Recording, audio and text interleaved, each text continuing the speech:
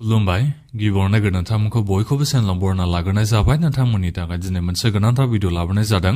आसा खालामदों नोंथांमोना बे भिडिअखौ बयबो जोबजासिम नायलांगोरनानै आं नोंथांमोननिसिम बे भिडिअनि गेजेरजों जब कार्डखौ नोंथांमोना माबोरै एप्लाइ खालामनो नांगौ आं बेखौ नोंथांमोननिसिम मोजाङै खोन्थाहरनो सानदों। जेनेबा जोंहा नैबे जब कार्डनि एप्लाइनि थाखाय जोंहा फर्म मोनो।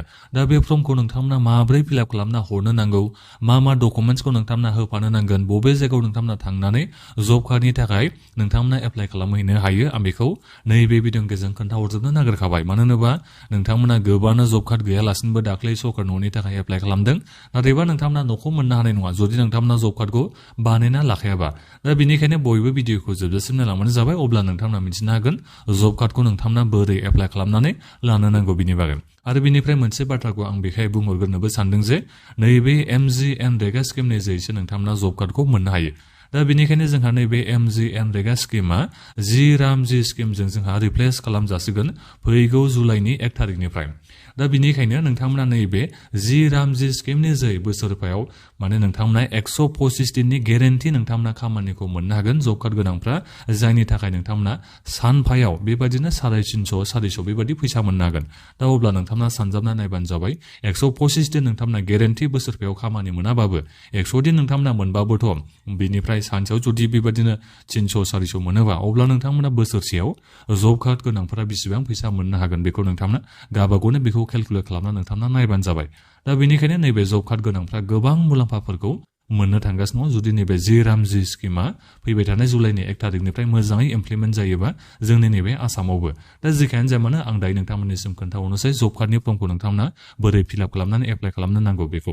दा बेनिफ्राय आंनि नोंथांमोननिसिम मोनसे खावलायनायबो थाग्रोबाय गिबियावनो गासिबो नोंथांमोना अननानै चेनेलखौ साबस्क्राइब खालामना लाग्रोलायनानै जाहाथे नोंथांमोना बेबायदिनो भिडिअखौ नैबे चेनेलनि गेजेरजों मोनबाय थानो हायो। आरो जायफोर नोंथांमोना इन्स्टाग्रामखौ इउज खालामो नोंथांमोना गासिबो आंखौ इन्स्टाग्रामावबो फल' खालामहैबानो जाबाय। आं नोंथांमोननिसिम आंनि इन्स्टाग्राम आइडिखौ भिडिअनि डिसक्रिपसनावबो होदों आरो पिन कमेन्ट बक्सआवबो आं नोंथांमोननिसिम होनानै दोनदों। गासिबो नोंथांमोना फल' खालामबानो जाबाय। माबाफोर नोंथांमोना सोंनांगौ जायोबा इन्स्टाग्रामाव नोंथांमोना आंनिसिम डाइरेक्ट DM एबा डाइरेक्ट SMS खालामना नोंथांमोना आंनिसिम सोंहरनो हागोन। दा बे जाहैबाय जोंहा MGNरेगा।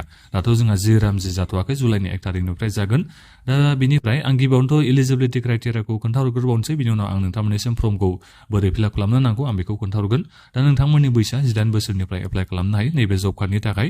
न'खरफोराव सासे मानसिया एप्लाइ खालामनो हागोन। दा गामि एरियानि नोंथाङा जानाय जानांगोन अब्लानो एप्लाइ खालामनो हागोन। बेहाय जेन्डारनि जेबो खोथा गैया जब कार्डनियाव, नोङो हिन्जावसायानो जा हौवासायानो जा नोंथांमोना एप्लाइ खालामनो हायो। दा बिनिफ्राय एप्लिकेसन प्रसेसखौ नोंथांमोना अफलाइननि एप्लाइ खालामनो हागोन। बहा थांनानै नोंथांमोना फर्मखौ हैनो हागोन आं बेखौबो खोन्थाहरगोन। दा नोंथांमोना मा डकुमेन्ट्सखौ होनो नांगोन होननानै बुङोबा नोंथांनि पासपर्ट साइज फट'ग्राफखौ नोंथांमोना होनो नांगोन जाय नोंथाङा एप्लाइ खालामनो सानदों।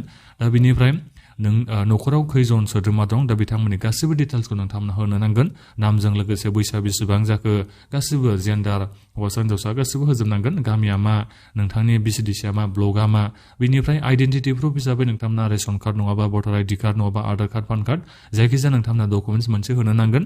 दा बिनिफ्राय नोंथाङा SC ST ना मा बेखौ नोंथांमोना एप्लिकेसनाव सेलेक्ट नांगौ। दा बे सेलेक्ट होनांगौ। बिनि उनाव नोंथांमोना गावबागावनि सिगनेचार नङाबा जायफोर सिगनेचार होनो नाङा थाम इमप्रेसन नोंथांमोना होनो नांगौ।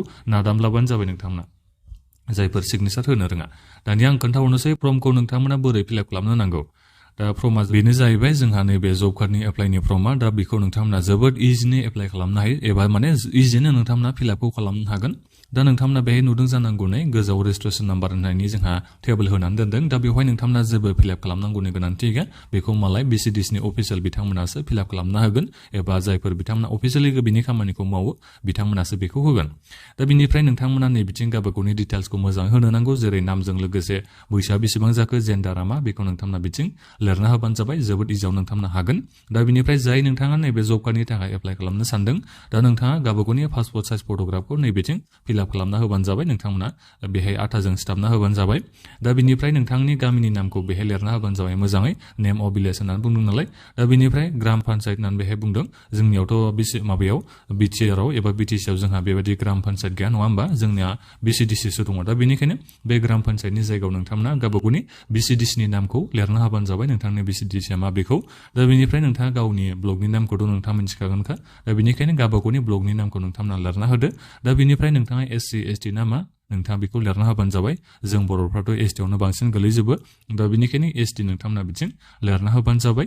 दा बेनिफ्राय नैबिथिं नोंथांनि माबाखौ होबानो जाबाय सिगनेचारखौ नोंथांमोना बिथिं होदो बिनिफ्राय गाहायाव नोंथांमोना डेटखौ लिरना होबानो जाबाय दा बिनिफ्राय नैबिथिं नोंथांमोना थाम इमप्रेसनखौ होबानो जाबाय जायफोर नोंथांमोना सिगनेचार होनो रोङो नोंथांमोना सिगनेचारखौ होदो जायफोर नोंथांमोना सिगनेचार होनो नङा माने नोंथांमोना जायफोर लिरनो रोङा नोंथांमोना थाम इमप्रेसनखौ होबानो जाबाय नादामब्लाना नोंथांमोना होबानो जाबाय इंजों दा बेखौ नोंथांमोना बयबो मिथिबाय जानांगौ बोरै फिलआप खालामनांगौ जोबोद इजियावनो नोंथांमोना जब कार्डनि थाखाय एप्लाइ खालामनो हायो दा बिनिफ्राय नोंथांमोना बबे जायगायाव नैबे फर्मखौ हैनो नांगोन दा बेखौ नोंथांमोना बिसिडिसि अफिसाव थांनानै एप्लाइ खालामहैनो हायो नैबे जब कार्डनि थाखाय नोंथांमोना जेरावबो थांनो नाङा गावबागावनि खाथिनि बिसिडिसि अफिसाव नोंथांनि बिसिडिसि अफिसा मा दा बे जायगायावनो नोंथाङा थांनानै जब कार्डनि थाखाय एप्लाइ खालामहैनो हागोन आं नोंथांमोननिसिम दायो खोन्थाहरजोब्बाय मा डकुमेन्टस नांगौ फर्मखौ बोरै फिलआप खालामनांगौ आं बेखौबो खोन्थाहरजोब्बाय नाथायबा दा बाथ्राया बेसो आरो जोंहा एप्लाइ खालामनाया दायो जाथ'वाखै नोंथांमोना एसे सम नेनो नांगोन जेब्ला एप्लाइ जागोन अब्लानो आं नोंथांमोननिसिम आरोबाव मोनसे भिडिअ लाबोना खोन्थाहरबावगोन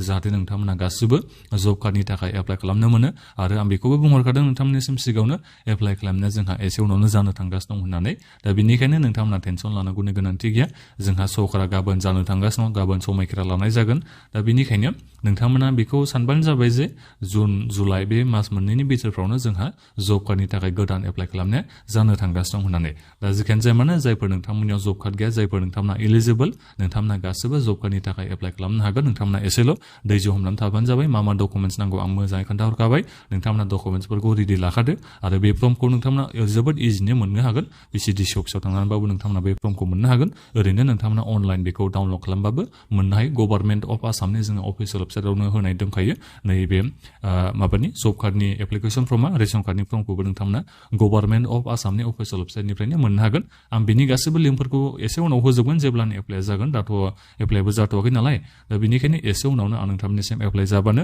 जब कार्डनि फर्म रेशन कार्डनि फर्म बेखौ आं होनानै दोनजोबगोन नोंथांमोना गासैबो चेनेलावनो आपडेट थाबाय थाबानो जाबाय चेनेलखौ बयबो साबस्क्राइब खालामना ला आरो आं नोंथांमोननिसिम बेखौ बुंहरदों दहाय एसे सिगाङावबो नोंथांमोना गोबां माखासे बाथ्रा सोंनांगौ जायो अरुनदयानो जा जब कार्डआनो जा रेशन कार्डआनो जा बायदि बायदि स्किमनि दा बेनिखायनो जायफोर नोंथांमोना इन्सटाग्राम इउज खालामो इन्सटाग्रामखौ नोंथांमोना आंखौ फल' खालामनानै इन्सटाग्रामाव आंनिसिम डाइरेक्ट डिएम एबा डाइरेक्ट एसएमएस खालामहरबानो जाबाय अब्ला नोंथांमोना गोख्रैनो रिप्लाइखौ मोननो हागोन दा बेखौबो नोंथांमोननिसिम बे भिडिअ बुंनायाबो जाबावला नालाय बे भिडिअनि गेजेरजों नोंथांमोननिसिम खोन्थाहरनाय जाबाय नोंथांमोना डिसक्रिपसनाव बिनिफ्राय पिन कमेन्ट बक्सआव इन्सटाग्राम आइडिखौ मोननो हागोन दा बेखिनियानोमोन गोजोन्थों